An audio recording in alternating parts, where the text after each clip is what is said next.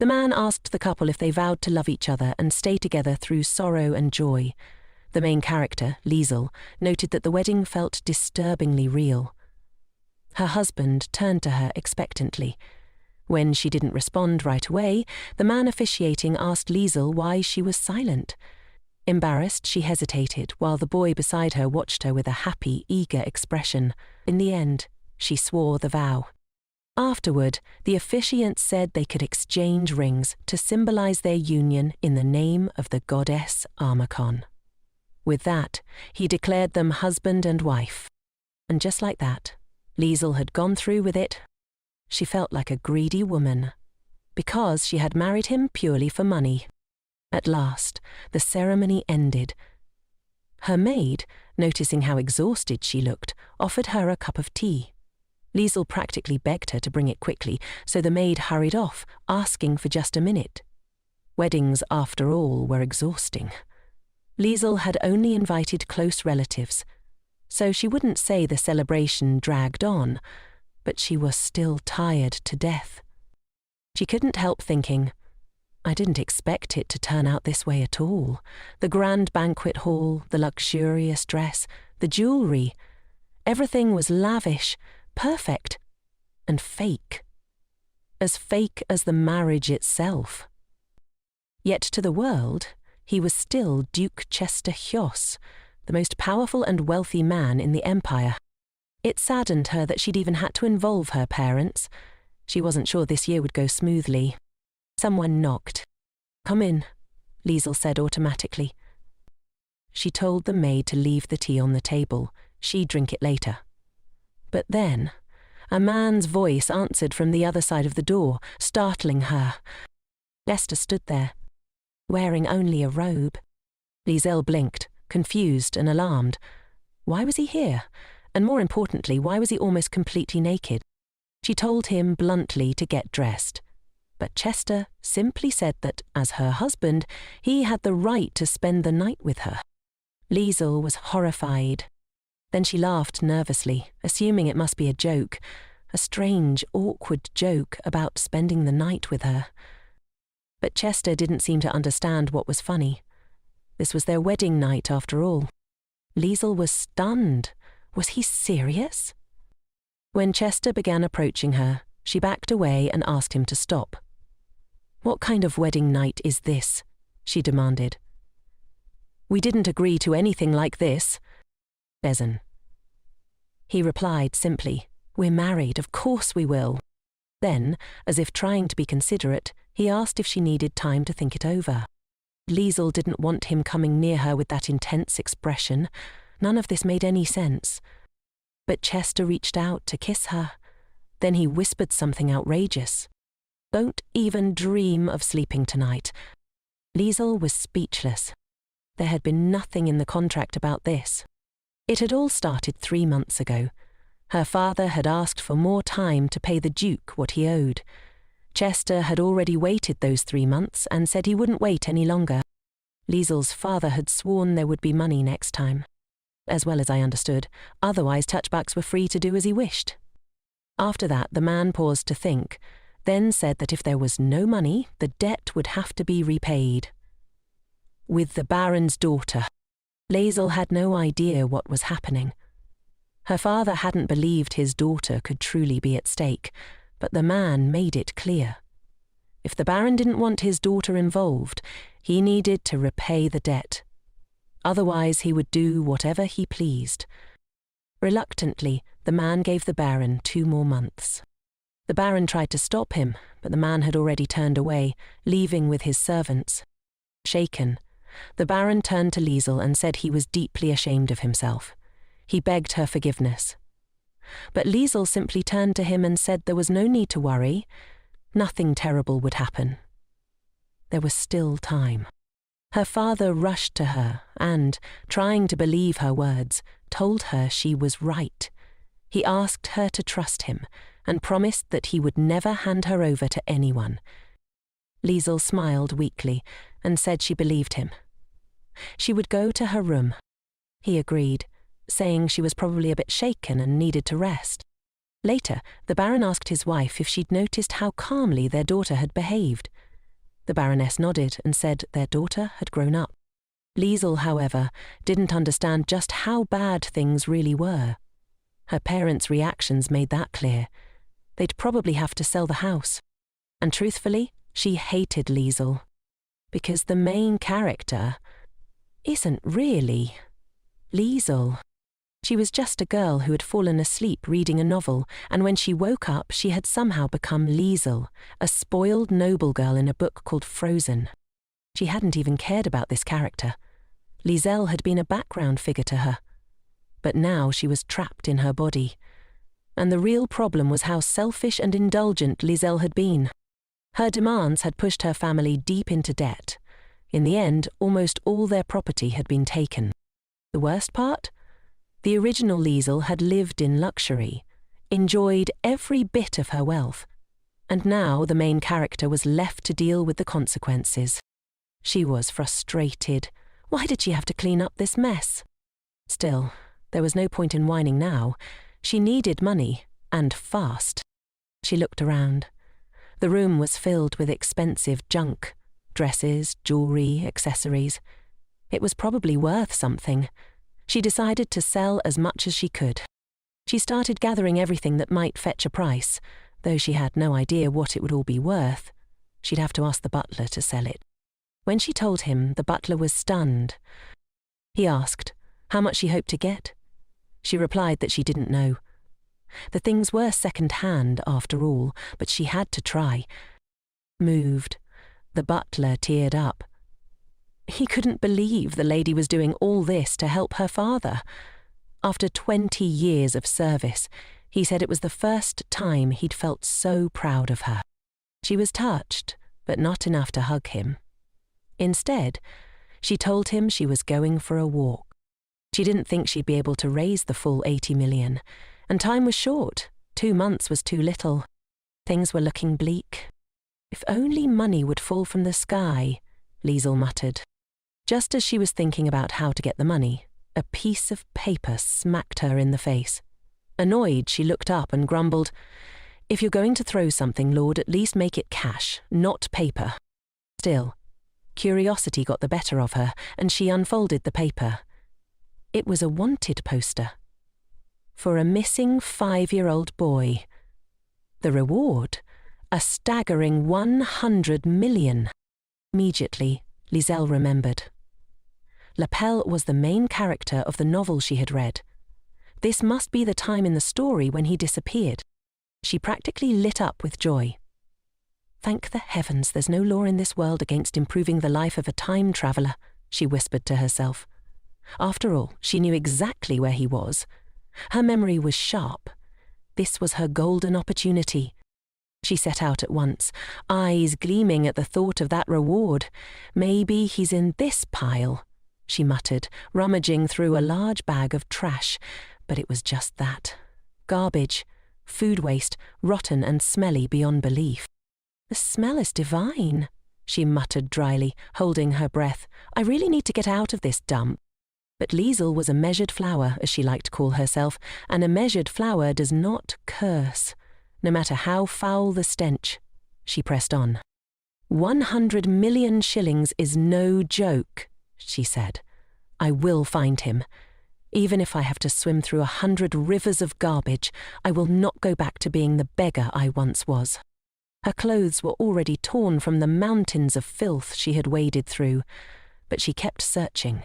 Then, suddenly, she heard a rustling behind her. She froze, straining to listen. Had she imagined it? Carefully, she crept toward the sound. And there he was, a small boy emerging from a pile of garbage. He had black hair and striking red eyes, just like the description on the poster. He looked up at her and, in a hoarse voice, called her Mum. Lizelle's heart stopped. She'd found him. She had actually found the boy worth 100 million shillings. She touched his forehead. Burning hot. Without a moment's hesitation, she scooped him up and ran straight to her estate. Her parents were horrified when they saw her enter, filthy and clutching a strange child. I'll explain everything later, she panted.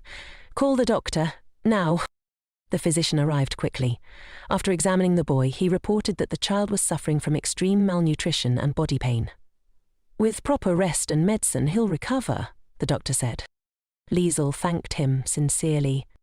The doctor gave her a strange look. "How could things have gotten so bad that you'd let a child suffer like this?" She quickly clarified. "We didn't starve him. He was like this when I found him. The important thing was that he would live." And yes, he was the main character. Even now, just wiping the dirt from his face, she could see a glow returning to his cheeks. She couldn't understand how such a small child had ended up like this. Then she remembered the backstory. L'Appel's father, Duke Hylos's son, had fallen in love with a commoner. They lived together happily, even having L'Appel before they were married. The Duke opposed the union, of course, but after his death, they finally wed. Tragically, they were killed in an accident on the way home. L'Appel, the only survivor, had hidden himself in a garbage dump. Lizelle's joy faded. She had been so focused on the reward money, she hadn't stopped to think about the child himself. He had just lost both his parents. She felt a pang of guilt and considered apologizing when he woke up. But, in the end, she decided not to say anything. They wouldn't see each other again after she got her reward. In the novel, the Duke had immediately recognized L'Appel and doted on him. He'd take good care of the boy. There was no need for her to worry.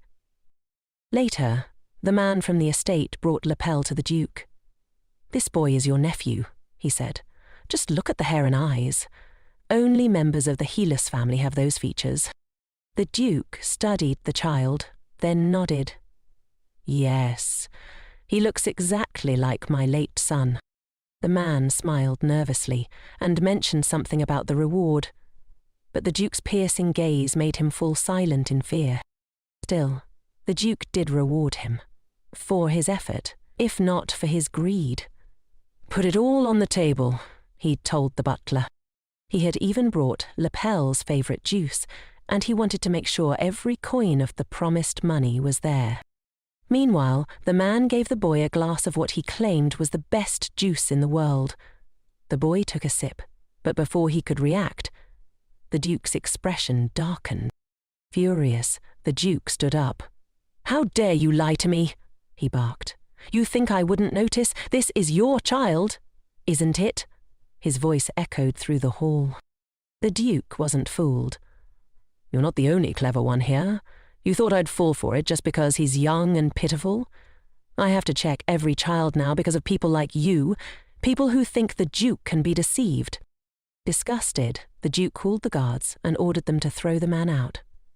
"I don't want trash like that anywhere near my estate," he muttered.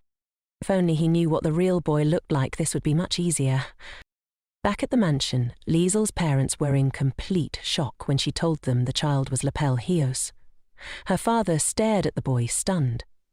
"Isn't this the same child who disappeared after the accident?" Lizelle explained calmly. "I found him unconscious and brought him here. He needs help." But her father frowned and turned to his wife. "He can't be our grandson. Lizelle's only 20. Lizelle didn't understand why they immediately jumped to such a conclusion. "I'm not saying he's ours," she said. "As soon as he recovers, he'll be taken to the Duke." She asked them not to block the way and requested Dalai to check the boy's condition. It was time for her parents to leave the room. Her mother, meanwhile, gave her a bundle of clothes. Lizelle's childhood clothes. Marcin had brought them down from storage. Lizelle was surprised.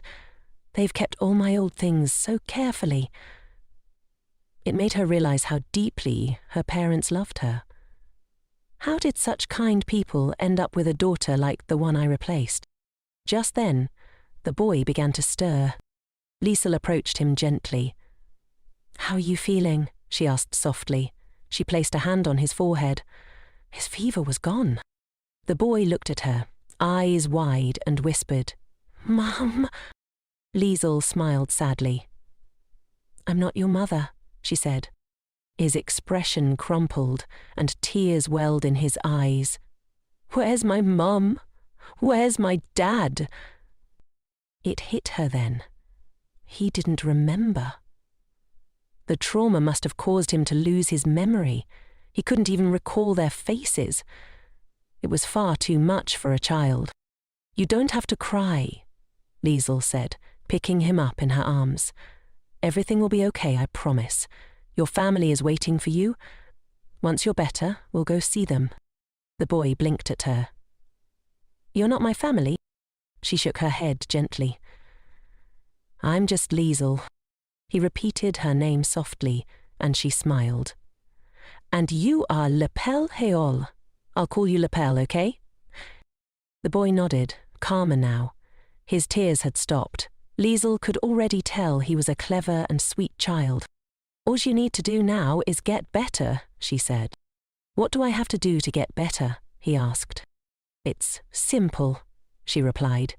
Eat your medicine and your rice. But first she needed to clean him up. Time for a bath, she said. I only wiped you with a towel earlier, but you still smell like, well, trash. Elle looked horrified. I don't want to bathe. You need to if you want to grow up healthy, she said patiently. The duck-shaped tub was already prepared, and she carefully checked the water temperature before helping him in. Elle shrieked at first, splashing and protesting, but eventually she coaxed him into the water. Afterward, wrapped in a towel, he looked much better, clean and almost glowing. You're very cute, she said. You're saying that just to flatter me, he pouted. Lizelle laughed. All right, I won't praise you unless you really deserve it. When it was time to eat, Elle sulked again. I don't want to eat any more. So Lizelle used the classic airplane trick. Here comes the plane, she said, zooming the spoon toward his mouth. To her relief, Elle giggled and opened wide. She managed to land the spoonful of rice perfectly. He liked it. And that made her smile. After the second spoonful, Elle paused and asked, What's an aeroplane? Lizelle smiled and gave a simple explanation. It's like a carriage that flies through the sky. Lapel's eyes lit up with wonder. He was completely delighted by the idea, giggling as the spoon airplane flew toward his mouth. But as she watched him, the main character felt a sudden wave of doubt. What am I doing? She thought. She had planned to hand him over to the Duke as soon as he recovered, yet here she was feeding him, playing games, and watching over him like he was her own. Earlier, Elle had refused to bathe, saying the water made him feel like he couldn't breathe. Now she understood. He must have been trapped underwater during the accident. The cart must have fallen into a river or lake, and this tiny boy had somehow survived it. He was only 5. Lizelle's heart ached. What kind of fate has this child endured? He was so small, so fragile, and yet he'd lived. And not just lived, but smiled, laughed, and asked curious questions. How could a child who had suffered so much still be so sweet and smart? She couldn't understand it, and she couldn't ignore it either. Such a boy deserves love, she thought. He shouldn't be left alone. Lizelle made a quiet decision. Until he was safely in the Duke's care, she would take responsibility for him. She would protect him. Come on, she said gently. Let's go meet your grandparents. Far away, in a cold, shadowy place, a masked man lashed out at his subordinates. He still hadn't found the boy's body. He needed it, for reasons only he knew. Back at the estate, Lizelle reassured Elle. Don't be scared, she said. My parents don't bite. She brought him to meet her mother and father, who were immediately enchanted by him. My goodness, her mother said, kneeling down. How can such a cute little creature exist? Paul looked up at her, startled, then turned to Lizelle and whispered, There's another you standing over there. Lizelle laughed. That's my mother. That's why she looks like me. Her father chuckled and stepped in to say hello, but Elle leaned close to Lizelle and whispered, That one definitely isn't you. I don't know how to explain it.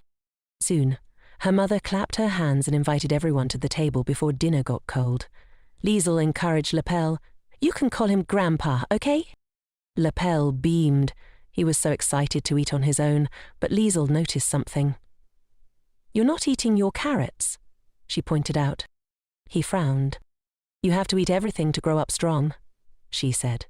Even the carrots. You're a mean laddie, Lapel muttered with a pout. Her mother laughed and turned to the Baron. Do you remember? Our daughter was the same. She never touched carrots. And don't forget the bell peppers, her father added. Lizelle groaned. Why are you bringing that up now? Lapel giggled as he watched the way his grandfather ate, mimicking him for fun. Then he leaned over and whispered, Can you ask him to be a little quieter? That night, as Lizelle tucked him into bed, she whispered, Sweet dreams. I'll see you in the morning. But Lapel clutched her sleeve. Don't go. She paused. Are you in pain? He shook his head. That wasn't it. She suddenly remembered. He had spent so much time in a filthy, terrifying dump. Of course he didn't want to be alone. You want me to sleep here, with you? She asked. He nodded. So she climbed into bed beside him. And in the quiet darkness, Lizelle held him close, gently promising herself that she'd stay for as long as he needed her. Afterward, she decided to sleep beside him, and the boy fell asleep right away. Things were getting complicated. The more attached she became, the harder it would be to hand him over to the Duke. The next morning, Lapel happily showed his grandparents a drawing he had made. With excitement, he pointed out each person. Grandpa, Grandma, Lizelle, and Marchand. They were all overjoyed. He is a genius, her father said proudly. A pure artist. Even the butler was stunned. He drew me too? They had spent so much time together lately that none of them wanted to let him go. When Lizelle asked them to stop clinging, they begged for one more day. But she stood firm. We have to think about his real family too, she said. They're worried sick. Lapel, however, was thrilled. He thought they were going to his home. Lizelle didn't correct him. She was glad he had recovered faster than expected. If he had stayed any longer, her heart might have broken, and that would make it even harder to give him up in exchange for a reward. I need the money, she reminded herself. Just forget about him afterward. The butlers at the Duke's estate finally allowed them entry. Lizelle was stunned by the sheer size of the garden. What's that? Lapel asked, pointing at something shooting into the air. That's a fountain, she replied. He was awestruck. This house was much bigger than Lizelle's. The girl had known the Duke was rich, but this mansion screamed obscene wealth. A well-dressed butler greeted her and said he would go fetch the Duke. It would only take a moment.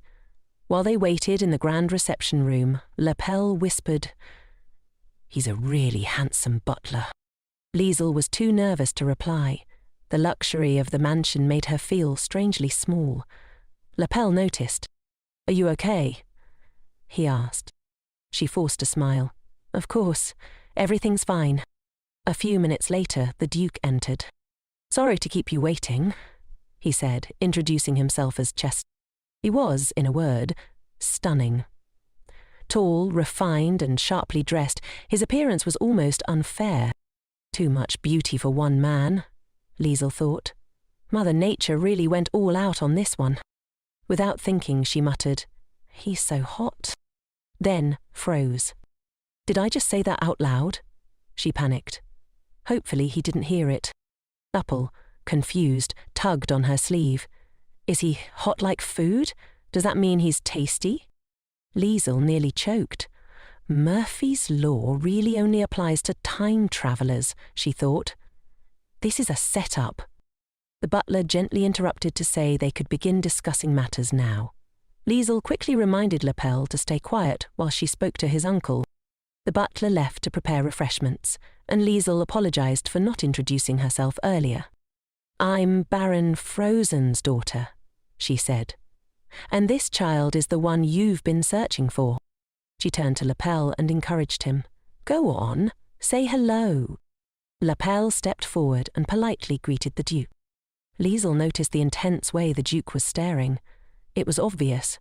This boy was his nephew. In a separate room, the butler confirmed to the Duke that the young woman waiting for him was, indeed, Baron Frozen's daughter. The Duke narrowed his eyes. Another waste of time?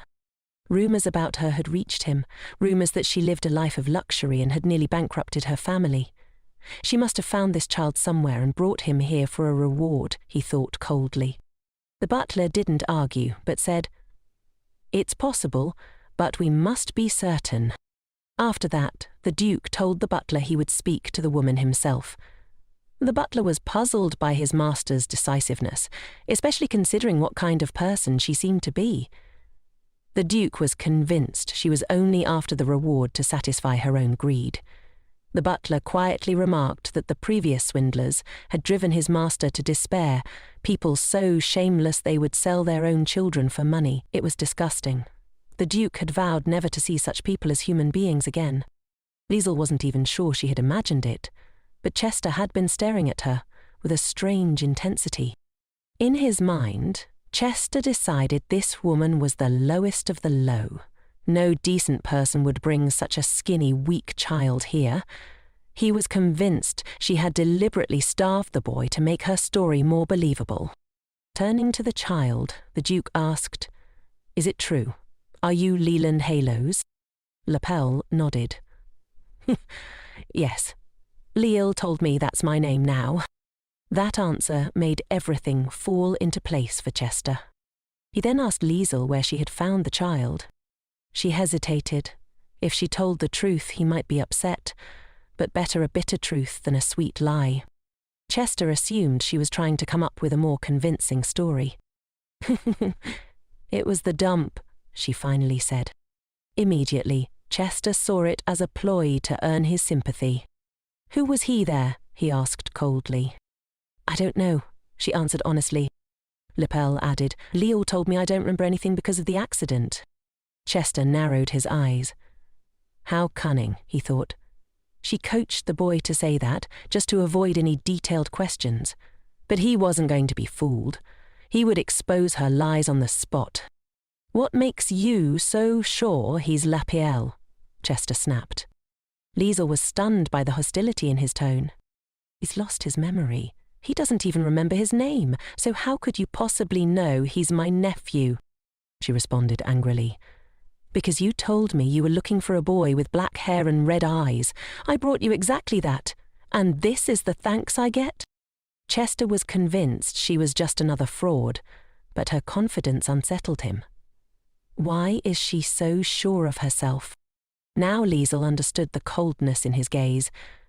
He didn't believe her. He thought she was lying. Forget it, she thought bitterly. No man this rude should be allowed to look that good. The two stared each other down, locked in a silent but intense battle. "They're playing a staring game," Lapel observed cheerfully. "I'm rooting for Lizelle." At that moment, the butler knocked on the door, and when he saw the two of them still glaring at each other, he paused in confusion. "I apologize for interrupting," he said, "but I have something urgent to report." Chester sighed. "What now?" "There's been an accident," the butler whispered. "A shelf collapsed, and all the bottles of magic dispelling potion were shattered." Chester was horrified. "There's nothing left?" "I've already ordered more," the butler replied. "But the ingredients are rare. It will take at least a month for them to arrive." Chester clenched his jaw. "Without the potion, I can't expose this fraud right now," the butler cautiously suggested. "Perhaps, for now, it would be best to send the lady home?" Turning to Lizelle, Chester apologized stiffly. "Unfortunately, I won't be able to issue the reward until next month." Lizelle blinked. "Are you saying you think I'm a fraud?" "There have been similar cases," he admitted. "So yes, I'm suspicious. Caution is wise." She swallowed her pride. Your caution may be understandable, but saying that to my face is still incredibly rude. She didn't know what kind of man he was. But one thing was clear. She didn't want to see him again. It's time for us to leave, she said curtly. She told L'Appelle it was time to go and asked the Duke to contact her once the potion arrived. But Chester stopped her. Leave the child here, he said. Lizelle turned back, stunned. Excuse me? I meant you can go, but leave him. L'Appelle shrank back in fear. Chester's status as his uncle was undeniable, but he clearly didn't believe it himself. And now he was asking her to leave the boy behind? No, Lizelle said firmly. I won't do that. Chester assumed she was after the reward. If you're truly honest, he said, then I swear on my name that I will repay you. But I must ask you to leave the child. That's not the point, Lizelle snapped. I'm responsible for him until you accept him as your nephew. She turned to leave, L'Appelle clinging to her hand. The conditions here are far better than in your home, Chester said. Why don't you want to leave him here? Are you saying the conditions in my house are bad? She shot back. Then she knelt and asked L'Appelle directly, Do you want to stay here or come home with me? I want to go to Grandma and Grandpa's, he said without hesitation. Lizelle stood. You heard him. Chester was livid. If you take him now, you'll get nothing, he warned. But the butler stepped in. Please, wait, he said. If you leave now, it may be dangerous for both of you. Lizelle looked at him, confused. The butler lowered his voice. The Halos family has many enemies. In the original story, there were constant assassination attempts and conspiracies. If rumors spread that you're hiding a child of the Halos family, innocent people could get hurt. He looked at her solemnly. Please, consider this carefully. It could be traumatic for the boy. Still, the Duke was determined to expose her lie. He wanted to see her continue pretending that her words and actions were sincere. Chester believed that it wasn't enough to simply brainwash a child. You also had to appear genuinely caring. The level of calculation involved astonished even him. You're having trouble deciding, the Duke added. You may stay here with him for the month. Lizelle was so surprised she had to ask him to repeat himself. The butler, too, thought he had misheard. She was given a room in the mansion. The boy was absolutely delighted. His room was spacious and beautiful. Lizelle admitted, it was all very lovely. The butler told her that he had already informed her family that she would be staying with them, so she didn't need to worry. He introduced himself as Ran. Lizelle then asked if she could request a carriage for the next morning. She needed to return home briefly to pack her things and explain the situation to her parents in more detail. L'Appelle doesn't like waking up alone, she added, so I have to be back before he wakes up. That means I need to leave early. Ran promised to handle everything properly. Internally, however, he was skeptical. As Mr. Chester said, she really is a magnificent swindler. She's even keeping up the act in front of him. Ran believed she would fall for the luxury of the mansion and take the bait. After all, it was only a matter of time before the truth came out. He resolved to report her every move to his master. Still, the butler couldn't help but wonder why his master was so fixated on her. That night, Lizelle asked L'Appelle why he wasn't asleep yet.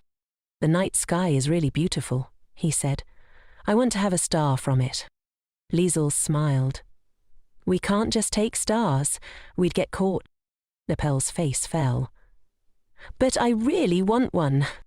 Feeling sorry for him, Lizelle decided to play along. Well, I did catch a star, she said, holding out her empty hands. The boy's expression fell again. There's nothing there. Of course there is, she insisted. All the stars in the world are in your eyes. L'Appelle's eyes lit up. Really? I can see them, and there are stars in your eyes too. Her heart ached. This little one, he's making me melt completely. She couldn't help but laugh. Now that we've caught the stars, L'Appelle said, let's sleep. Everything had gone wrong that day, but she still had to take care of the boy. In the morning she was so tired she fell asleep in the carriage. A sudden jolt from the carriage hitting a stone woke her up. She had gone home early that morning, exhausted.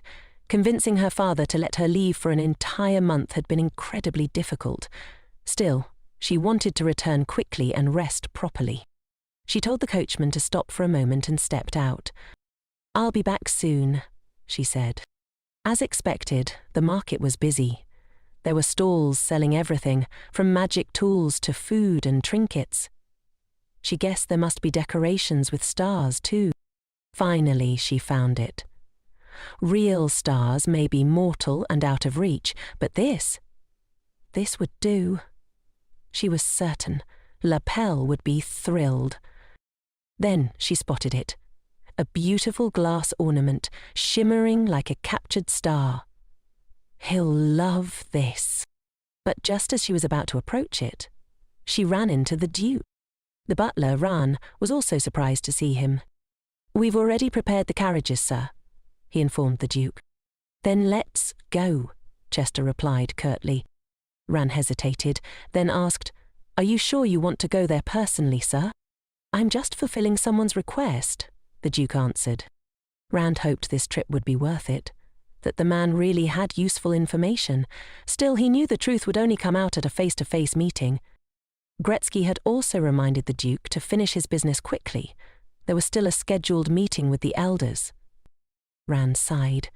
Since the master would be passing through the market, he just hoped he wouldn't get distracted. Afterwards, the gentleman asked, "What about the woman and the child?" "The boy is sleeping, and the Ms. left early this morning to visit her house," Ran replied. Ran then snapped. "Stop indulging her, and stop buying those magic balls. We already have more than enough." Chester was running late. It was time to move. Rowan tried to get his attention, asking not to be ignored, but no one listened. Suddenly he remembered his brother's words, how his son loved stars. "I watch the night sky," his brother had once said, and he smiled with such sweetness. That smile could touch anyone's heart. Rowan had believed that one day his brother would be able to see that smile too. Chester had never thought those would be his brother's final words. He was probably still worrying about his son, even now. "Don't worry, Leon," Chester thought. "I'll take care of L'Elle's happiness." But first, he had a few minor problems to deal with. He'd assumed Lizelle was still at home, but she appeared just then, saying she had finished her errands and had stopped by on her way back. Chester told her to take her hand off him and walk around as she pleased. Lizelle blinked, confused. She had touched him first. The saleswoman interrupted, praising their excellent taste. "This magic ball glows when you press the button. It's the last one. We've nearly sold out." Lizelle decided she had to get it for L'Elle. "I touched it first," she said firmly. "We touched it at the same time," Chester argued. Thinking fast, Lizelle teased him, hinting at his fondness for collecting cute trinkets. He admitted it was a nice hobby.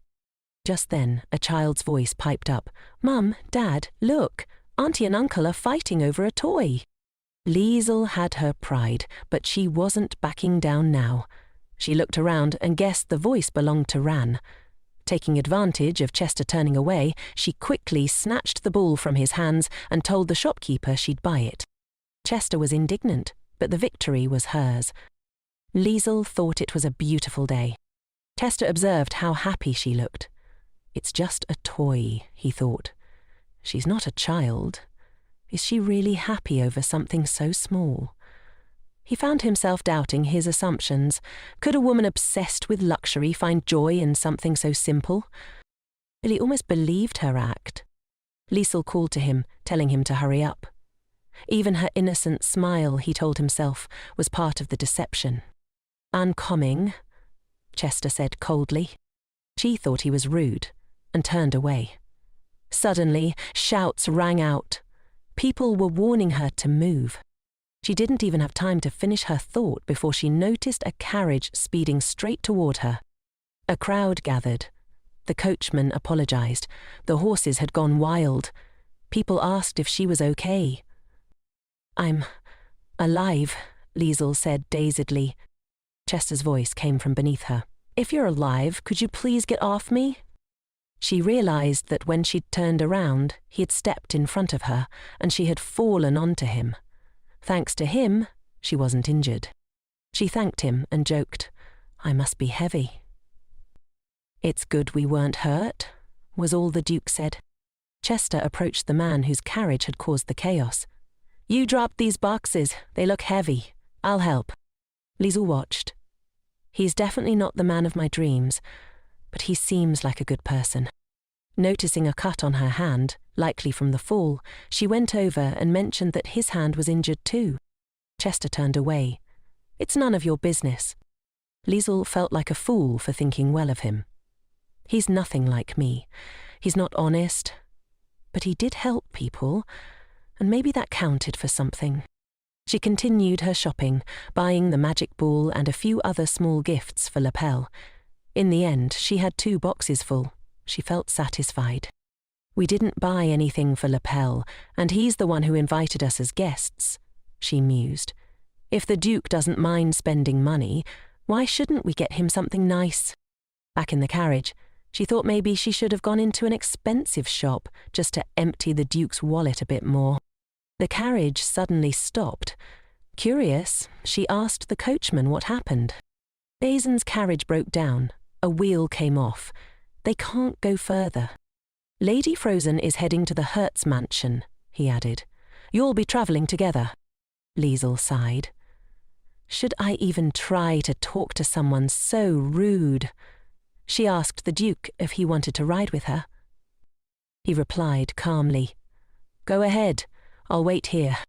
"Just as I thought," she muttered, saying goodbye. But the servant stopped her. "Please wait." The servant again asked the Duke to ride with the lady. Chester finally agreed, remembering the nobleman's words. He had to return quickly for a meeting. Lizelle had said she needed to get back before Elle woke up. There wasn't time to waste. They rode together, both clearly unhappy. The carriage was crowded, so they sat opposite each other. With every bump, their bodies touched. Lizelle nearly suffocated and was baffled by his long legs taking up all the space. Each jolt made the situation worse. Chester tried folding his legs, but that only made his knee bounce more. Lizelle didn't understand why he didn't sit like before. She had no space left. Chester, annoyed by her pushing his legs, thought, "At least I'm trying to think of her comfort. She only thinks about herself." She wanted him to sit properly again. She's such a cheater, he thought. The carriage turned suddenly, and Lizelle began to fall. She was furious. But Chester wasn't even paying attention. He was staring out the window. Of course, she thought, short legs, I'll just have to endure it. She wanted to sleep, but found it impossible. Eventually, though, she lay down and managed to fall asleep. Chester was shocked. She's actually sleeping, after everything. He looked at her sleeping face. At times like this, she looks like an innocent child. Then his mind drifted somewhere he didn't want it to go. He quickly composed himself. "I know better than anyone that you can't judge someone by their appearance or their clothes." He remembered being beaten once for interrupting a nobleman. His brother defended him, saying Chester was still a child. But their father had snapped. "Leon, don't interfere." A father should love his child more than anyone, but he acted like a cruel bastard, Chester recalled bitterly. That's why you should never jump to conclusions about people. Meanwhile, the lady was still sleeping, and the gentleman had started to suspect that she was only pretending. But then, quite suddenly, she fell headfirst against the carriage window with a loud thud. Chester was shocked. How had she not felt that? The impact had been loud enough to make him wince. They had hit a rocky stretch in the road, and he was beginning to worry she might be tossed around the carriage. Acting on instinct, he reached out to catch her head before it could hit anything again, telling himself it was just a reflex. To his surprise, she clung to his hand and murmured, "Mummy," in her sleep. Chester blinked, bewildered. What kind of strange woman is this, he thought. She's completely eccentric, nothing more. Meanwhile, back at the estate, the servants were struggling to calm Elle. The boy was crying, calling for Lizelle in distress. One of the maids knelt beside him, gently explaining that she would return soon. Just then the butler arrived and asked what was going on. The maid quickly reported, "He didn't see Miss Lizelle when he woke up, sir. We told him she would be back soon, but he's inconsolable." The butler was surprised. It seemed the child had already made several loops around the living room in search of her. The staff apologized, saying they were quite busy at the moment but would give a full report later. Ran, observing from nearby, joked, "I believed in them. That's why she promised to come back before he woke up." Peering out the window, he noticed a carriage arriving. His face lit up. She's back. The boy will calm down now. Inside the carriage, the Duke was still holding Lizelle's head, trying not to draw attention. The moment the butler opened the carriage doors, Chester quickly let go and shifted to look out the window. Ran stared at the scene, confused. "What happened to your carriage? Why are you two returning together?" Chester replied calmly, "The wheel broke. We hit some rocks and had to come back together." Just then, Lizelle stepped out of the carriage, looking dazed and rubbing her head. "I'm fine," she said with a groan. "Probably just bumped around a few times while I was sleeping." The Duke raised an eyebrow. "You were fine when you hit your head, but the moment you wake up, suddenly everything hurts?" He decided it was best to ignore this insidious woman until the potion arrived. As he stepped inside, the master of the house was taken aback to see Elle running frantically, the servants chasing after him. Lizelle was taken aback when she saw the boy immediately rush into her arms. Elle began to cry, accusing her of being cruel and expressing that he didn't understand why she had left him alone. Lizelle's heart ached for him. The butler observed how deeply attached the boy was to his mistress, but the gentleman, Chester, reminded him not to let his guard down until they had all the facts. If anyone noticed anything suspicious, they were to report it immediately. As the boy clung to Lizelle, the servant suggested that she leave her luggage behind, but Lizelle insisted on handling it herself. She was exhausted and longed to rest, but first she needed to calm the boy down. Lizelle approached him and asked why he was crying when she was there. Elle sat sobbing, pleading with her not to abandon him. Lizelle, perplexed, explained that she hadn't left him, she had just been away on business. The boy kept repeating that if she left him again, he would be alone. He then mentioned having to return to the dump, which made Lizelle feel ashamed. She hugged him tightly, reassuring him that she would never, ever leave him alone. Elle asked if she was being sincere, and Lizelle promised that she was. She then asked him to wait for a moment while she went to the gifts. Lizelle told Elle that if she were leaving, she wouldn't have bothered to buy him a present. She asked him to hold the magic ball for now, and closed the curtains. The boy was confused, especially as the room was growing darker. Lizelle wanted to show him something special. She asked Elle to watch carefully as she pressed a button on the ball. Instantly, the ball began to sparkle, and the room filled with twinkling stars. "These are real stars," Lizelle said. The boy was mesmerized, his face lighting up in awe. "These are your stars now, Elle," she continued. "This is your home, and no one will ever drive you away." The boy, overjoyed, pressed himself against her. Though they would part soon, Lizelle wanted to keep this promise to him. Yet, deep down, she knew she couldn't keep it forever, and that made her feel guilty. Meanwhile, the woman who had taken the boy was now in the Duke's mansion. The masked man asked if they were sure it was the same boy. The servants confirmed that he had black hair and red eyes. The woman, they noted, was the Baron's daughter. The masked man froze. "Is this the vain girl we've been talking about?" he asked. He then turned to the servants and sighed. "Is that all you found out? You've had all this time and this is what you've come up with? I could have learned more from gossip." Furious, he quickly called Hazen and ordered him to dispose of the trash. The servants begged for mercy, but their pleas fell on deaf ears. Hazen asked what the plan was now, and the gentleman responded, We'll start with the magic sphere. Ran, looking on, noted, from what we've learned, the accident wasn't an accident at all. The target was Leon himself. Chester slammed his hand on the table in frustration. Who would dare do such a thing?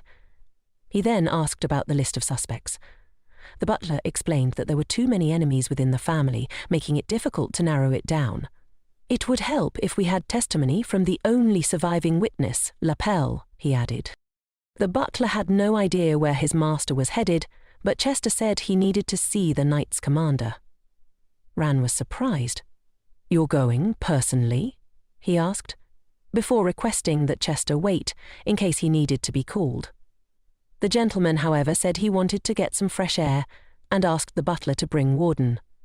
Maybe someone holds a grudge against me, but I don't remember having any enemies, Chester mused. I need to find the culprit and learn the truth.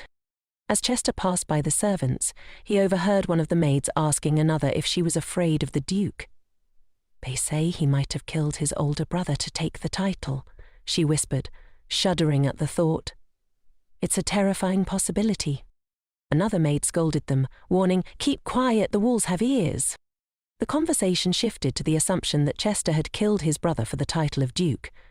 Killing your own brother for power is a mockery of family, one of them said. He needs a scapegoat to clear his name of this fratricide. The Knight Commander noticed Chester's arrival and immediately assumed something had happened.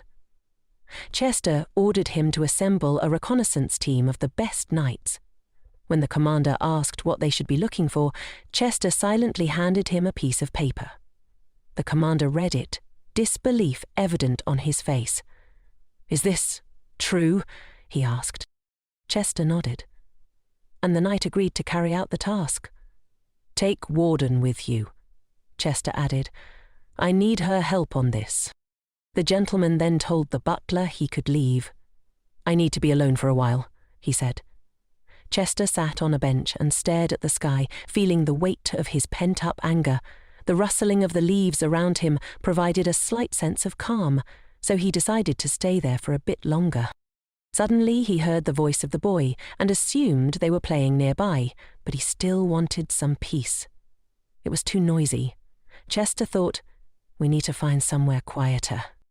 Meanwhile, the lady and the boy were playing with the magic ball when Lizelle was startled to see the gentleman there.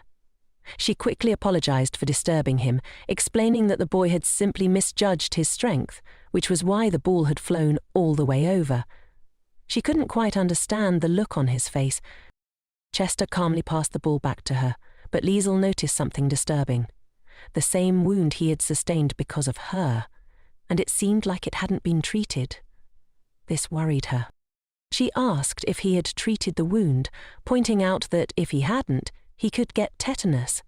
The Duke, seemingly unfazed, didn't understand what that was, especially with how serious and angry she seemed.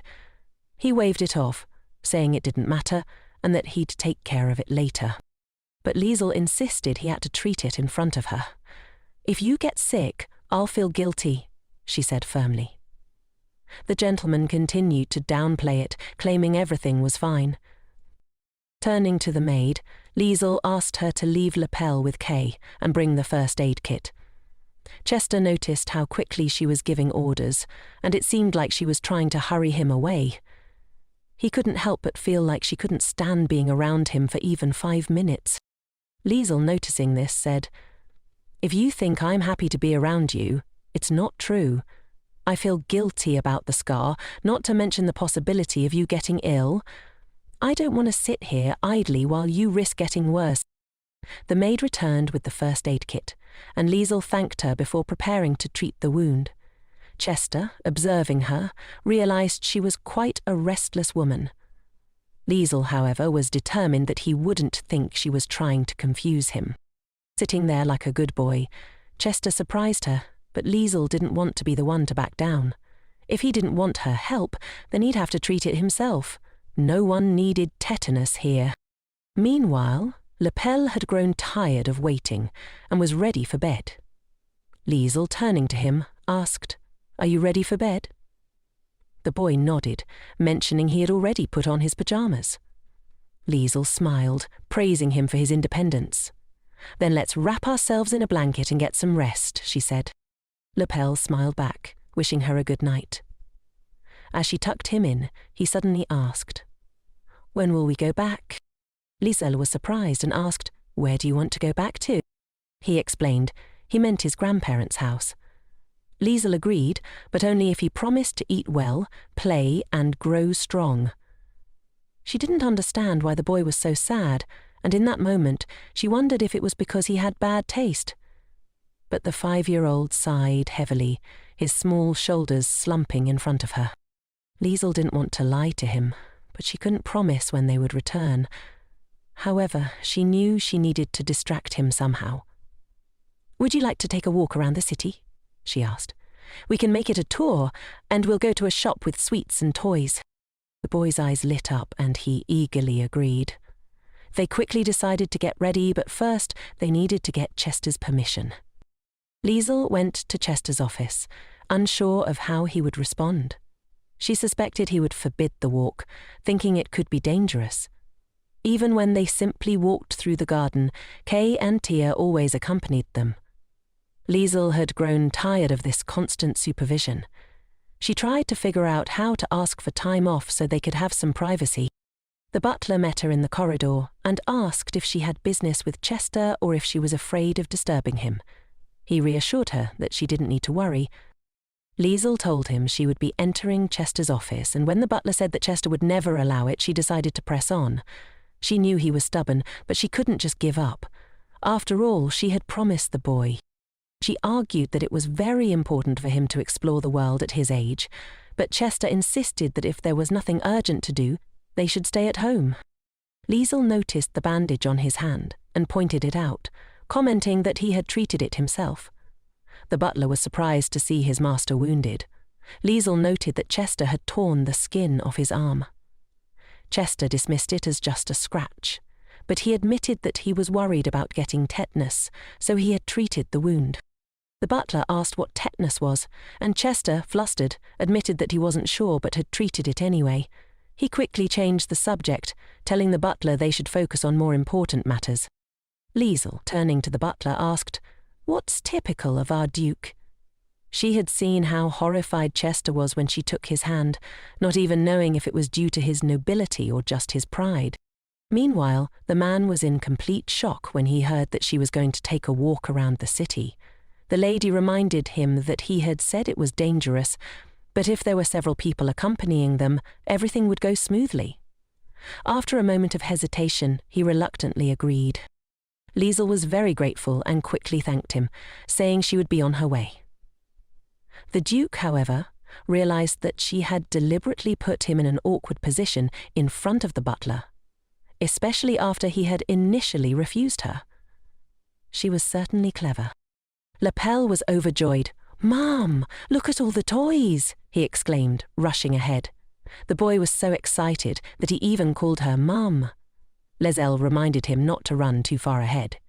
She thought they were simply going for a walk, but she hadn't realized how much of a spender the boy was. She only had 1,000 shillings, and now she was already considering selling her necklace to cover the cost. The girl offered him something sweet, and he happily accepted.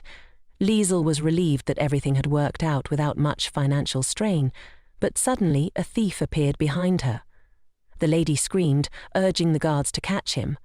L'Elle was stunned, but Lizelle quickly noticed the thief and shouted for help. Knight rushed to her side, instructing her to stand behind him.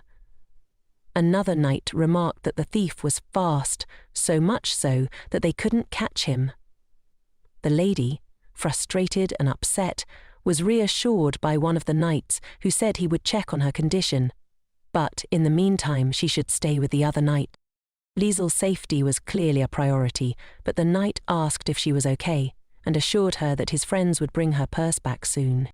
L'Elle, undeterred, told Lizelle that he would protect her and instructed her to stand behind him. Just as he spoke, the thief tried to escape, but Lizelle grabbed the boy in her arms and called for the knight. The knight, with swift reflexes, tripped the thief, causing him to fall. Lizelle hoped that this wasn't just some kind of time traveler's rule, where the hero always has to be the one to make the dramatic move. She was glad the situation had turned out in their favor, but she was still nervous. Elle, noticing something on the ground near the thief, reached out to touch it, but Lizelle quickly stopped him. "Don't touch anything," she said, walking ahead to check on her belongings. Kay, the knight who had chased the thief, asked his partner why he hadn't caught up with the thief. The partner explained that the thief was simply too fast, and once he realized he couldn't catch him, he turned back. Lizelle was grateful, though she downplayed it, saying it was just a coincidence. Still, it had been a relief to get her bag back. Afterward, she quickly snatched the bag from the child's hands. Lizelle thought she could have done it more carefully, as she almost tore the boy's arm off in her haste over the unfortunate bag. The woman then decided to offer Lizelle some jewellery, claiming it was a gesture of gratitude. She insisted that Lizelle take it, saying she wanted her to wear it for her health before running off immediately. The necklace seemed expensive, and everything about the situation felt suspicious. Lizelle couldn't help but wonder. After all, not all aristocrats carry spare diamonds in their handbags for emergencies. Even the thief had acted clumsily. The woman thanked Lizelle, not the knight who had tried to help her, which seemed odd. Perhaps the necklace was cursed, she mused. Elle suggested they go another way, pointing out that something interesting was happening there. Everything seemed so shiny. Lizelle was caught between the temptation to sell the necklace or keep it. It was hard to resist her natural greed. Elle, on the other hand, was delighted to see a real star. The seller, noticing their interest, said this was the last music box and offered to sell it for only 1,000 shillings. Lizelle noted how difficult it would be for a beggar, especially one with a child in her arms, to turn down such an offer. Her heart would break with every refusal. Elle asked if they could have it, and she decided to sell the necklace. The buyer informed her that the diamonds were fake, but he could still buy it, though the price would be much lower. Lizelle felt a twinge of sadness that the diamonds were fake. But at least they could live comfortably now. 2,000 shillings for a beautiful design wasn't so bad. Elle, curious, asked why she was so happy. Lizelle explained that they were going to buy him a star, and that's why she was pleased. She also decided they should spend all the money, so she ordered drinks for everyone at her expense. Everyone was happy, and it was clear how easily money could lift people's spirits. Meanwhile, the masked man was horrified when he found out she had sold the necklace. He threw his glass at the servants, furious. They apologized, explaining they hadn't anticipated this outcome. He yelled at them to be quiet, saying they didn't understand how rare the magic stones in the necklace were.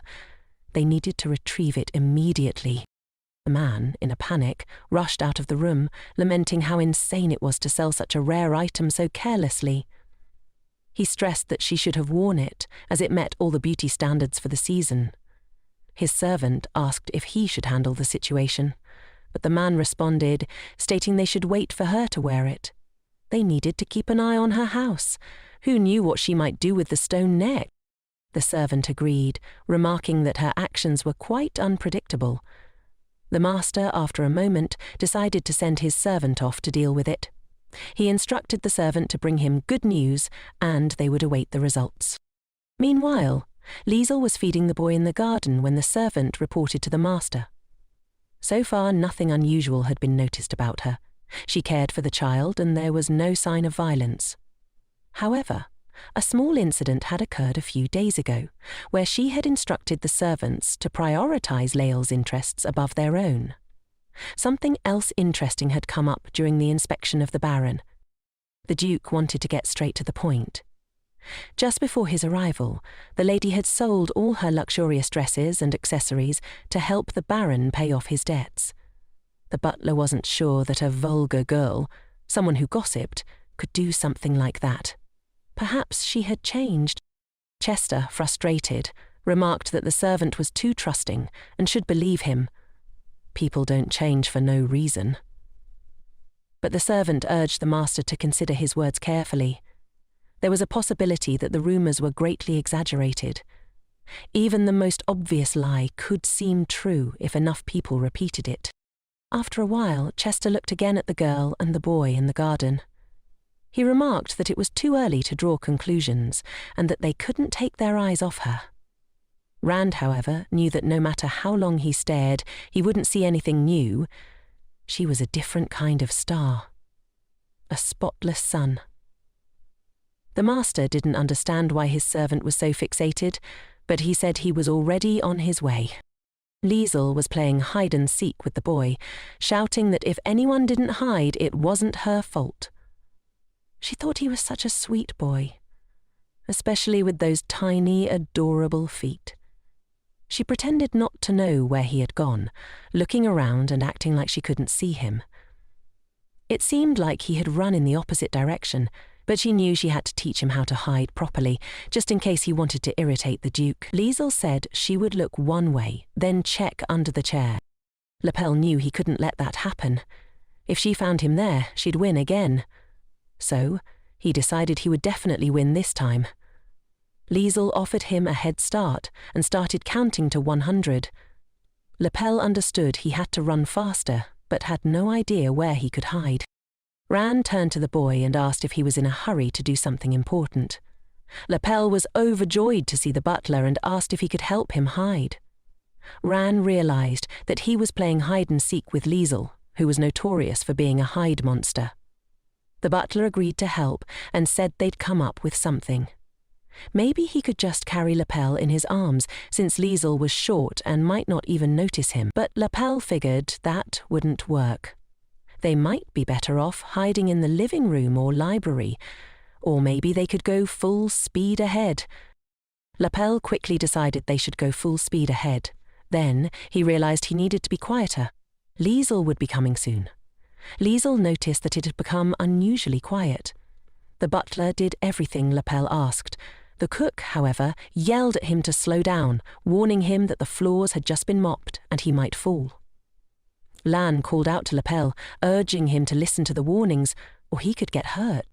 Elle, however, shouted back that he didn't care because he had just beaten Lizelle in hide-and-seek. Meanwhile, the men tried to catch up with Elle, but they slipped.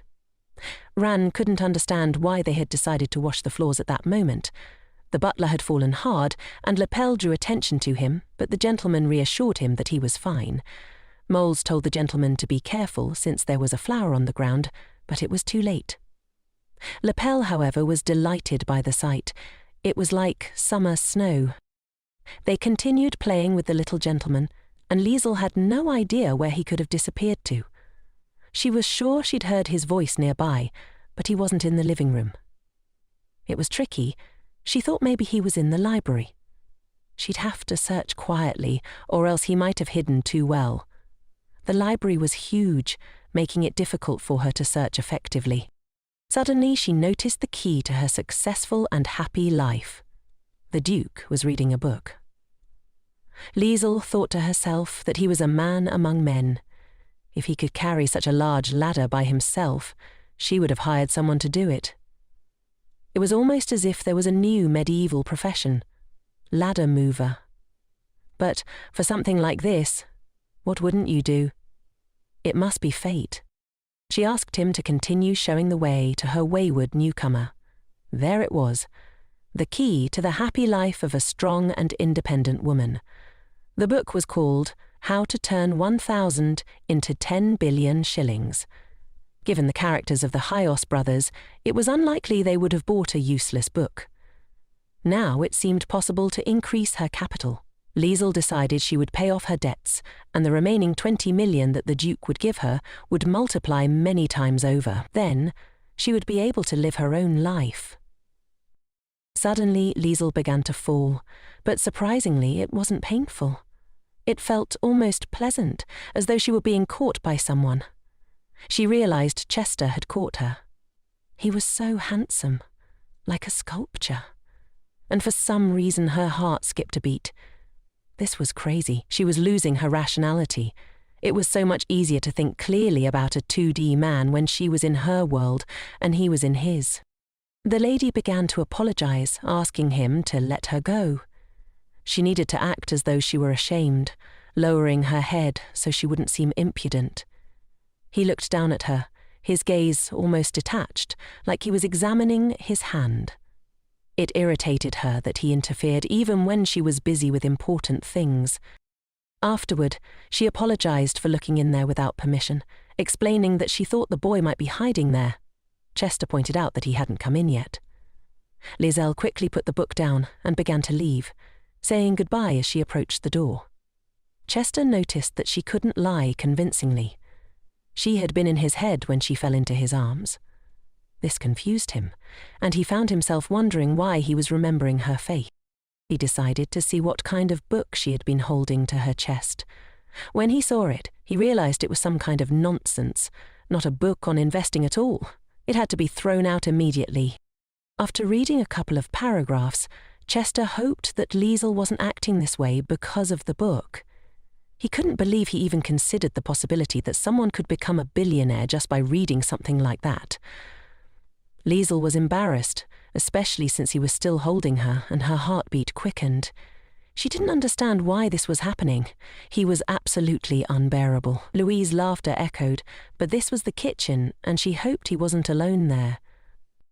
Lizelle entered the kitchen, saying she had found it, and then she was very surprised. She asked the butler if everything was okay. Elle called her to play with them. The lady was grateful they had been with him this whole time, and noted that she saw they had also been part of the battle with flour. She apologized, but they didn't mind. They were happy themselves. Elle, being the mischievous boy he was, played with the flour and then immediately went to bed. Lizelle couldn't even be mad at him, because he was just so sweet. The cat overheard the knights talking about who would be the first to enter. "Kay is so tired he needs to go to bed quickly," one knight said. Suddenly, they heard a strange crunch in the bushes. When they turned around, they saw a very cute cat. The knight apologized, but the cat couldn't stay there, so he decided to find its owner. After a huge burst of light, the cat possessed the knight, with the help of magic. Chester was in such a hurry that even his butler couldn't keep up with him. He quickly called Shane, who was surprised to see the gentleman had decided to meet them personally. Ran noted that Chester was so eager to hear the report that he came himself. The Duke immediately asked what had happened and told them to get to the point. Shane apologized, explaining that they had thoroughly searched all the way from Bern to the capital, but they had found nothing. Chester acknowledged their hard work and told them they could rest. Shane then suggested they expand the search area, but Chester said they should rest for now, because they would need strength for further searches. Shane understood and agreed to wait until they were needed. Ran pointed out that the killer must have planned everything carefully, since there were no clues. Chester agreed. They would need time and effort to solve this puzzle. He was also pleased when he saw Warden. The servant mentioned he would return the dog to the kennel, but Chester hugged the dog and said there was no need. "This little one has worked hard. You can't just shove him in," he said. So, the gentleman decided to walk with the dog for a bit. Chester then ordered Ran to arrange some delicacies for the dogs. The knight, Kay, was called and told they needed to patrol the house. He thought they were still looking for clues. After the guest's arrival today, plans had changed and they had to hurry. The gentleman noted that he had seen his pet enjoying the walk. Chester also apologized for having to stay indoors, as they had guests and his dog might scare them. He mentioned that the dog would need to wait a little longer until the identity of the boy was established. He recalled Leon asking Chester if he could handle Dobermans. Considering they were such a large breed, Chester's efforts had been thorough, and though he was a little busy now, they would walk later. If this boy was truly Elle, Chester would introduce them, and he would be happy to learn that his son had made a friend. Chester offered the dog something to eat and asked him to sit still. He promised to return soon, hoping the dog wouldn't be too upset about being locked in again. He noticed a woman having lunch with a child, treating him very well and praising him for eating his carrots. The woman remarked on how unusual it was, as it was always so quiet here. If he ever had a family, he imagined it might look something like that. Chester felt a bit out of place here, and it was time for him to leave. Lizelle decided to ask if his lordship had eaten yet. Chester admitted that he hadn't. Lizelle understood, though she didn't quite understand why he seemed so worried. After this, the chef presented the final dessert, and the boy was thrilled with it. Since he had already been noticed, there was no point in trying to escape quickly. The cook was glad to see his master. Ran informed him that the Duke needed raw chicken, and it had already been prepared. Lizelle asked for a moment to think. She was surprised, but realized that if she had such tastes, she'd be concerned too. Chester, puzzled by her sly look, hinted that they should leave to enjoy their chicken in peace. He began to prepare to leave. Chester noticed that Lizelle hadn't eaten, as she had been feeding the baby. He suddenly dropped by and asked her to finish her meal. Lizelle said she was already full and suggested he sit and enjoy the food. Chester said he would take the jacket with him, but Lizelle called out to him before he left. She told him that it was better not to eat raw meat, which surprised him. It was close to poisoning, and he needed to stay healthy. After Lapelle's comment, the Duke had no idea what she was talking about. Lizelle said that it was better to cook the chicken, boil it, fry it, or stew it, but just don't eat it raw. She added that she didn't blame him if he didn't know and wished him a pleasant appetite. Chester couldn't believe she thought he had asked for raw chicken for himself. This made him laugh. He noted that the more you got to know her, the more interesting she became. It simply couldn't be true. But it was. He had seen it with his own eyes. The guy said he must have mixed something up. The butler arrived and asked if the list of dishes for the week had been approved. Ran, confused by the atmosphere, thought something was off. The chef, wanting to tease the cook, remarked that he had seen the Duke laughing. The butler noted that this sometimes happened, and fortunately the Duke knew how to smile. But it wasn't just a smile. Chester had ordered the chicken for the dog, and the laughter echoed from the dining room. The chef, who had returned to make sure it was really him, heard the laughter and couldn't believe it. Ran asked if the laughter was really loud. It was the first time the chef had seen such a thing since he started his job. He thought the palace might be in disbelief too. The chef was stunned, but he said he'd beat the butler if he didn't understand. It was hard to believe, but the laughter was real and it had lightened the atmosphere in the house. Perhaps this was affecting the Duke. Lizelle, unsure where the boy was running, told him he might trip. Lapelle told her not to worry. It was better to hurry. He was always so energetic. After eating, it was hard to keep up with kids his age. Lapelle stumbled, but Lizelle said it was okay. The boy immediately started rolling on the floor. Lizelle rushed to him and asked if he was hurt or had any scratches. The boy assured her he was fine and stood up on his own. They had just bathed and combed his hair, and now he was dirty again, with blades of grass stuck in his hair. It was true that every day for a parent felt like hard work. She asked him if he had fun, and the boy said he wanted to keep playing. Lizelle reminded him to be careful and not get hurt. His happiness mattered most, but he shouldn't run too far. Lapelle was such a fidget. Suddenly, Lizelle heard the boy calling her, his voice full of fear. When she ran up to him, she saw a huge dog in front of him. The boy was terrified and crying. Lizelle told him to stay put and that everything would be fine. She would slowly approach him, but she couldn't move, knowing that if the dog suddenly attacked, it would be the end for the boy. She had no idea what to do. The dog sniffed the boy, but when the boy screamed at it to stay away, Lizelle urged him to calm down. The dog, however, was acting wild. Without thinking, she ran to the boy, picked him up in her arms and saved him from the dog. Afterward, the Duke approached them and told Walden to stop and quickly leave. He practically ran to them and asked the lady in horror if they were okay.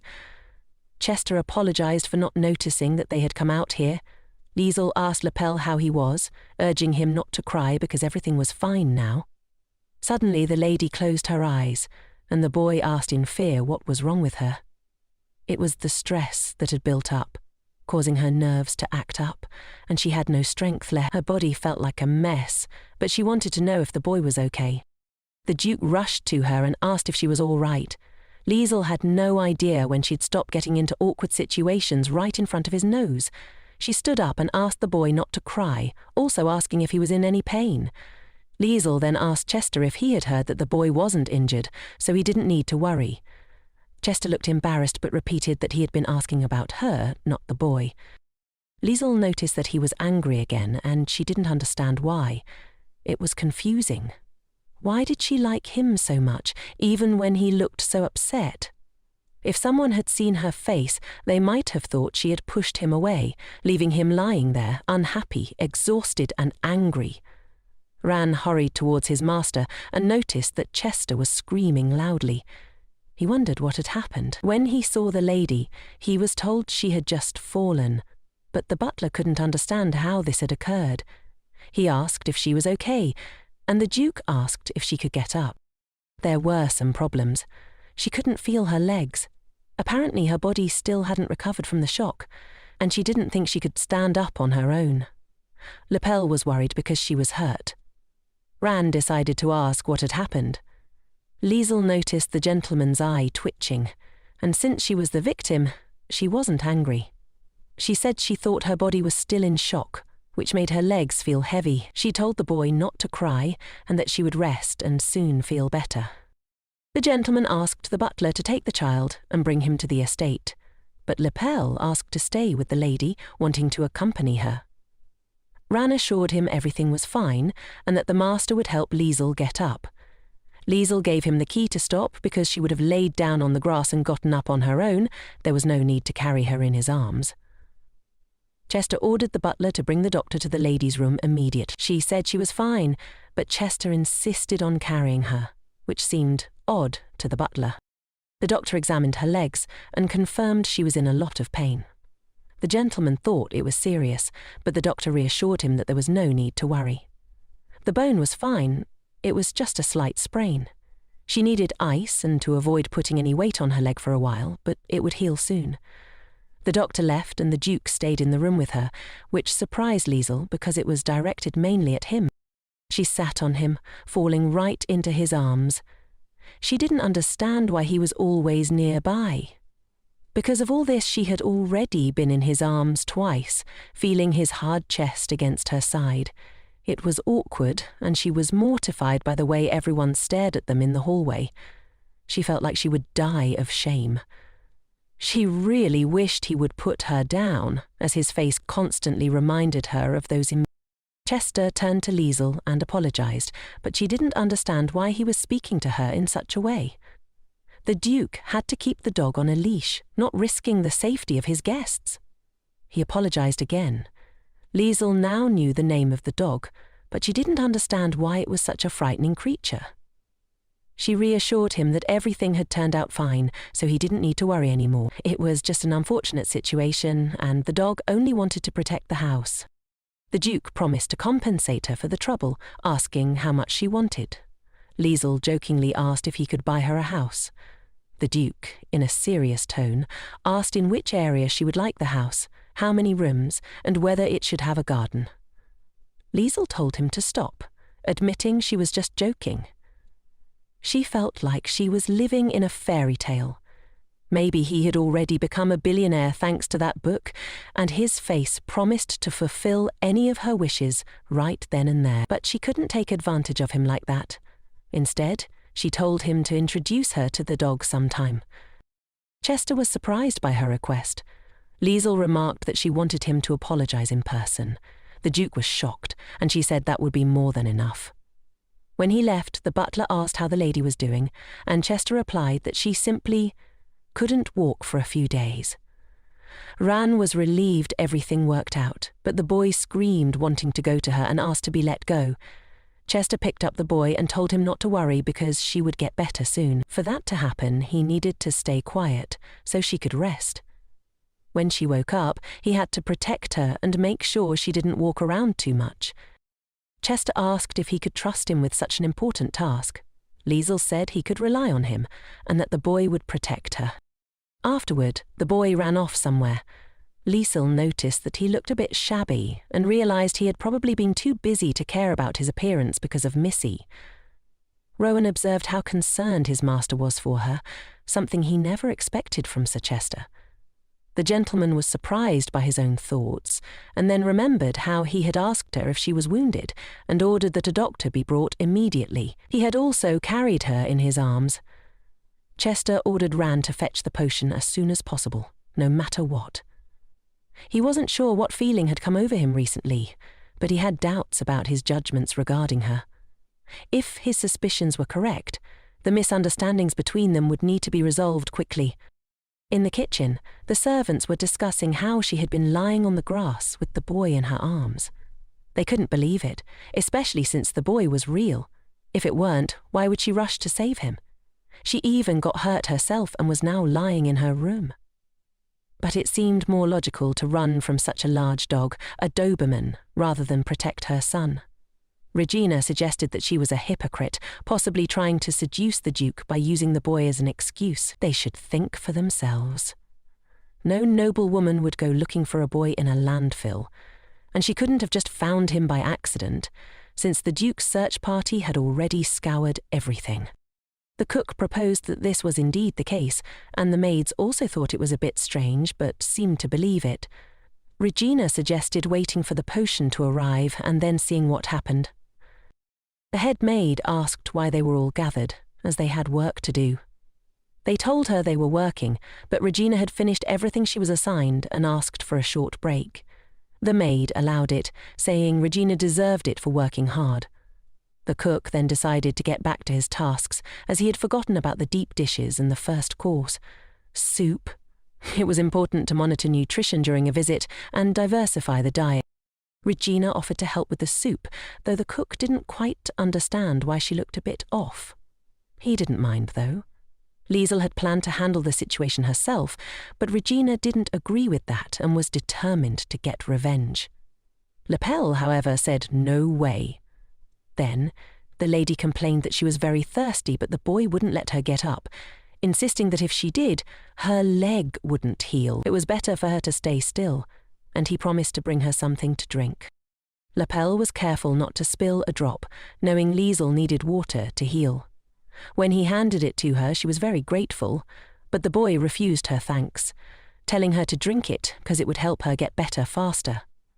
Lizelle wanted to tell him that her hands were fine and she wasn't paralyzed, but he insisted on giving her the drink from his hands. She thanked him sincerely, and he was pleased. He told her to never get sick again, and she promised she wouldn't. His sweet scent intoxicated her, and she wished she could stay like this forever. But with only a few days left before their separation, she knew she had to stop dreaming about things that wouldn't come true. It seemed like it would be hard for her without him, because he was her little hero.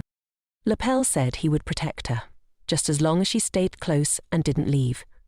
Lizelle didn't understand how she would cope without him by her side. She would miss him terribly, and also Tia. Tia had become like family to her, along with Rowan, Kay, and of course the Duke, but she wondered why the Duke was on this list. He was a nice man, but she wouldn't miss him for sure.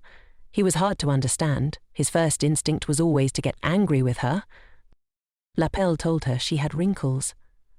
Just then, Tia came in and informed the lady that she had brought food for both her and the boy. Elle asked why she even got up, since he would have fed her himself. Lizelle apologized, but explained that she was feeling better, so she wanted to offer him something to eat before he insisted on feeding her again. She had to eat it quickly before he started insisting, and when she tasted the soup, she thought it had about 1 pound of salt for every litre of water. Lizelle's face remained unchanged. Perhaps someone had accidentally dropped too much salt in her dish, but she decided that no one had ever died from too much salt. She ate the soup anyway. Meanwhile, Hazen was supposed to report the situation through his magic ruby. He looked like the baby of the family, but he wasn't entirely sure yet. The potion hadn't arrived at the mansion, and the gentleman told him to continue observing and report anything important. Tia noticed the lady staring at the sky for a long time and asked what was wrong. Lizelle said it was nothing special. She just hadn't looked at the sky in a long time and couldn't help but admire it. Tia was surprised, noting that the view from the window was beautiful, but Lizelle said it wasn't the real sky. What she saw from her room wasn't the same. She must have been sad there. At least she had a reliable guard who wouldn't let her lift her finger. Lizelle didn't understand why the Duke doubted their relationship, because they behaved so similarly. Tia was glad she had recovered so quickly. It was just a sprain, so Lizelle was happy everything was healing well. It felt wonderful to expose her face to the light breeze. After so many days of confinement, it suddenly became much colder, and the lady realized she had dressed too lightly. She suggested that the boy go inside, but Elle said it was warm. Tia offered to bring her a cape, but Lizelle assured her it wasn't necessary, as she would get it herself. It was good for her to move around more now. Elle said he could play with the maid for now. When Lizelle took the oath, she felt so warm and soft. She decided to take something for the boy, just in case. The staircase had seemed too wide in the beginning, but she had grown used to it. It felt like this was her home, and she needed to hurry, because her own plans were probably already in motion. No matter whose little pranks they were, they wouldn't spoil her wonderful mood. Tomorrow, she was meeting the gentleman, and he remarked that he had heard she was feeling better. Lizelle confirmed this and said she was planning to take a walk. The gentleman agreed. Lizelle was very happy to see the Duke's dog near him, whom she had wanted to meet. Chester asked her to wait because he had prepared something for her. The dog brought her a flower and placed it next to her. Lizelle was very grateful to the dog and then asked the Duke if she could pet him. Chester allowed it, but told her to approach slowly. Lizelle was sure everything would be fine. The dog seemed like a well-behaved boy, but there's no such thing as too much caution. She was grateful for the trust he had shown and suggested that they forget the past incident and become friends. Even the Doberman had given her a flower. Not everyone could boast of that. But of course, the dog wouldn't have thought of doing that on his own, so most likely the Duke had rehearsed this with him. Lizelle didn't understand why he had done it. A simple apology would have sufficed. She hadn't thought the Duke could be so romantic. Perhaps something had really changed in his gaze. Chester's gaze softened, and then the Duke asked if she had anything to say.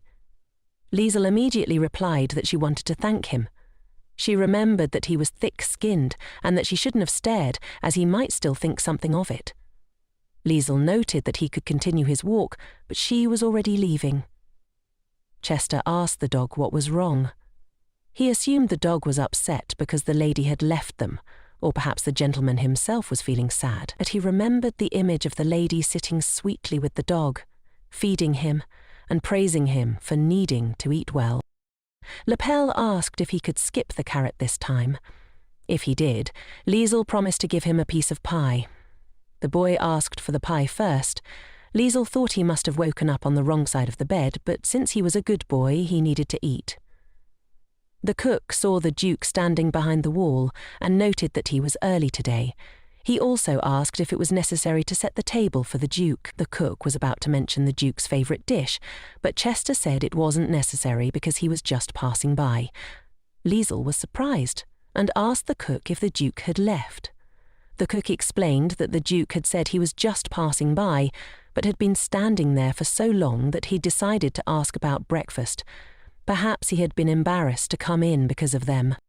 Lizelle was surprised that he couldn't come in because of her, and wondered why she hadn't realized this sooner. It seemed like he was following her around like a shadow, and she probably seemed blind to him. Tia noticed that Lizelle was sighing heavily and asked if something was bothering her. Lizelle said yes and no, then asked her to take a discreet look behind her. The maid was surprised when she saw the Duke there and didn't quite understand why he was hiding. Lizelle noticed that it seemed like he had decided to devote all his time to watching her, but Tia didn't understand why. She speculated that he probably still thought she was a fraud, and might even think she was capable of child abuse. Tia added that there had been many favours exchanged, so he would have sent them for something like that. But this answer surprised Lizelle.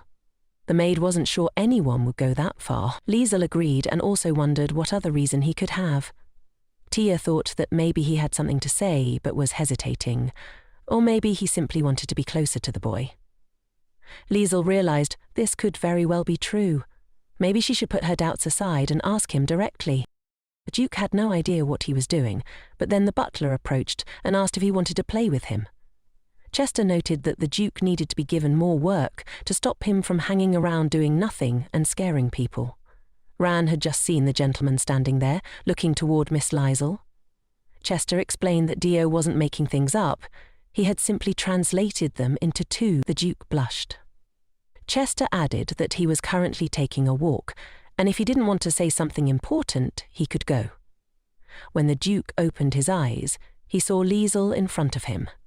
It would have been better if he had stood behind the tree. Lizelle asked the gentleman if he wanted to play with them. The gentleman tried to calm down and firmly stated that he had no such desire. Lizelle then asked why he was following her like a shadow and if he really didn't want to play with the boy. The Duke was surprised by her words and asked if he could walk around his mansion since he could go wherever he wanted. Lizelle called him a coward and a liar, catching him red-handed. He still objected to her. She wished she could shove the serum down his throat right now. Now she realized that he didn't want to play.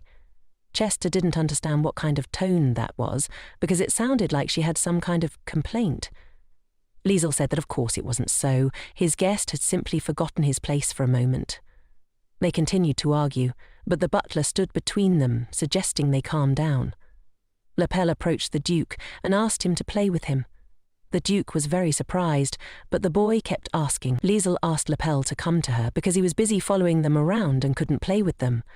Still, the Duke took him in his arms and said he would go and have fun with him.